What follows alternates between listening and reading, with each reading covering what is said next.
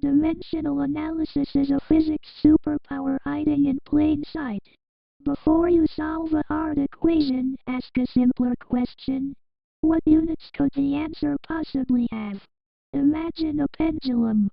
Its period, capital T, might depend on the string length, L, the mass, m, and gravity, g.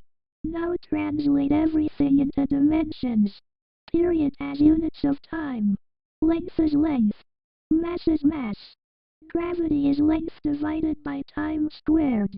To build something with units of time, mass cannot help. There is no mass in the target units. Length and gravity can combine as square root of L over G. So without solving Newton's equations, units already predict. T is proportional to the square root of L over G.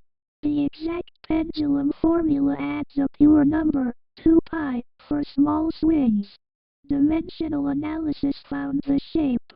Dynamics found the constant. The deeper version is Buckingham's pi theorem. If a problem has n variables, but only k independent base dimensions, then it can be rewritten using n-k dimensionless groups. Dimensionless means no units. Ratios like speed divided by wave speed, or force compared with viscous force. That is why wind tunnels work. A small model can mimic a huge airplane if the important dimensionless numbers match. The warning is simple. Units cannot give pure numbers, and they cannot replace physics.